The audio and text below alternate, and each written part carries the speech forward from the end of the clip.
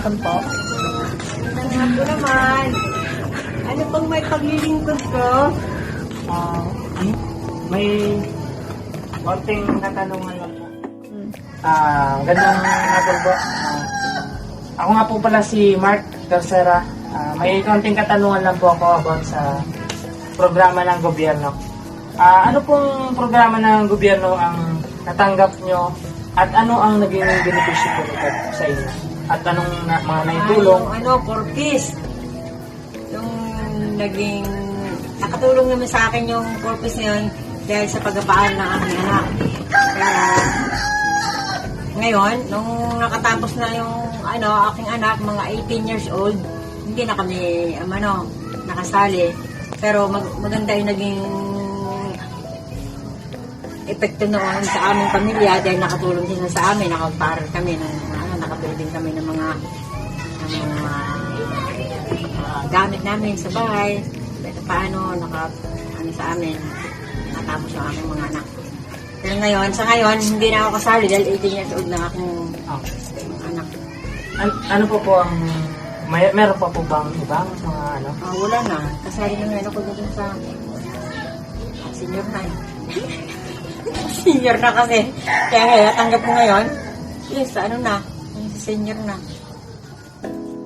Yung for peace, saka unti-unti rin nakatulong sa sa tindahan, nakapagpatayo din ako ng tindahan. Hanggang sa pagpaaral niya. Iyo, nakatulong din sa aking anak sa pag-LG scholar sa pagpapaaral sa aking anak kung makatapos. Salamat sa LGU.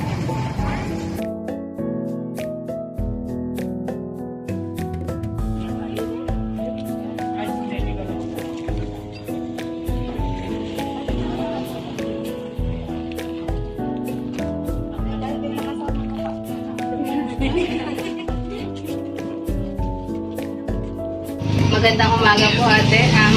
Nandito po kami ngayon para mag-interview po. Meron po kaming mga inilaan na konting katanungan lang po.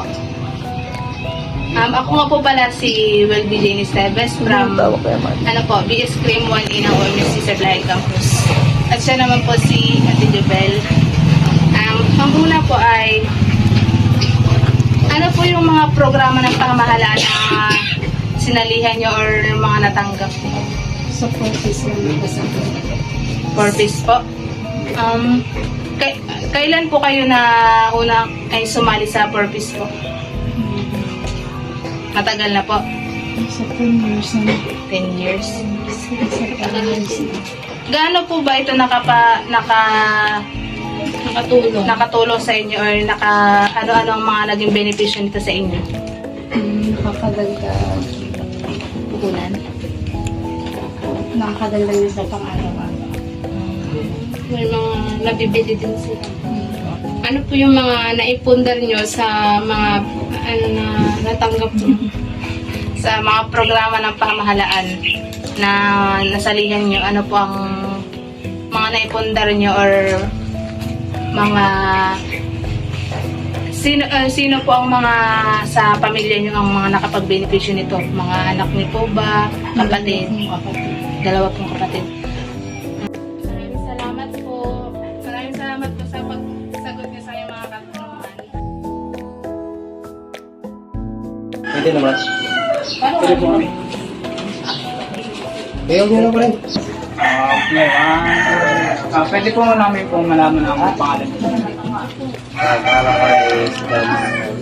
Tawagin ako yung type ko lang. May mga programa po ba kayo na Stick out ha. Ano pala yan, criminology student dito po na ano pong programa yung nasa liyan nyo? Sa wala na. Gobyerno po. Sarit, madami naman kami nasa liyan na. Ano naman po ang magandang naidulot yung benefits po? Sa Beliel. Tulad pag yung punta ka sa hospital, yung wala kang kakayanan, pwede kang tulungan ng Beliel. Maraming pwedeng itulong ang Beliel. Tulad ng nakakasama ko yun. Yung Beliel namin, nagagamit namin. Bukod po din, wala na pong iba. O ano-ano po pong mga program. SSS, meron din ako SSS, pag-ibig, yung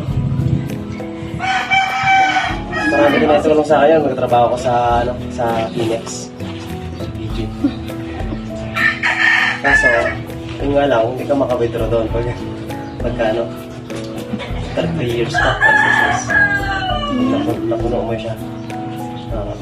Makakano ka na, makaka-withdraw ka na. Kailangan mo na pala siya talaga. Pero kung may purpose naman yung sa SSS, pag nag-withdraw ka, kaya nag-withdraw ka, kailangan may purpose ka talaga. Kasi doon na sa dyan, nagkakamatin at karpo ko bilang criminology ngayon, first year. At may mga ilang katanungan na po ako sa mga programa ng year. Ano po yung mga draya, PhilHealth ba? PhilHealth, yung sa PhilHealth. Ang sa PhilHealth, pagka again member ka ng PhilHealth, katulad ko, may edad na ako, nagkasakit ako, nalibot ako, na-confine ako sa hospital. Kailangan mo-confine ka ng within 24 hours. Pag kulang sa 24 hours ang confine mo, wala akong makakuha sa PhilHealth. Hindi na-confine ako na. Ang bayarin ko sa hospital, mga po ng 9,000, 24 hours, more than 24 hours. Pero ang binayaran ko is 1,700 lang. sabihin mo, malaking tulong yung PhilHealth. Oo, yung almost 8,000 ang nakunong pinag sa akin. Oo, naka-aircon pa ako sa Ang hospital po, dyan sa St. Martin dati. Dalawang beses ako nakumpay dyan.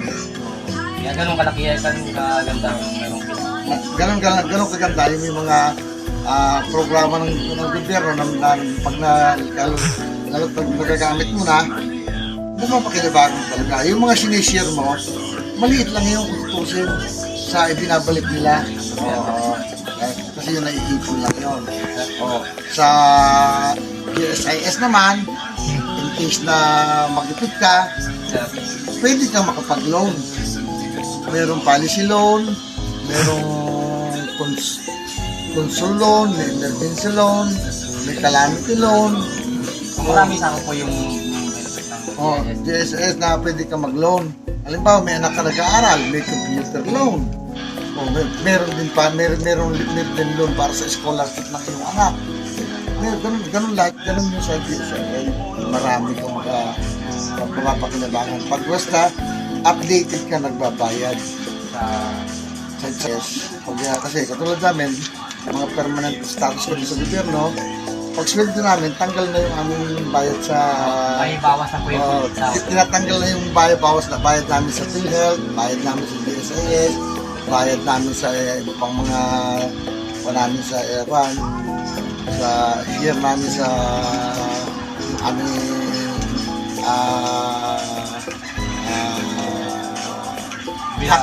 tax namin, tanggal na bonus namin, tanggal na rin ang sweldo namin. Kasi ako, sakop po ng anak mo. sakop ang anak ko. Basta yung sa PhilHealth, pag ako nagkasakit ang anak ko, pwede kong gamitin yon para sa kanya. Kasi anak ko siya. Halimbawa po yung PhilHealth na mag-edad. Pag umedad na po yung anak nyo, pwede na po siyang... Magkaroon na siya ng kanya kasi pag ikay halimbawa yung anak mo ay may trabaho na, pwede siya magkaroon ng sarili niyang PhilHealth. Maliit lang naman yon, 300 lang. Yung sa pag-aaral ng anak niya, nakapag ano? Sa pag-aaral,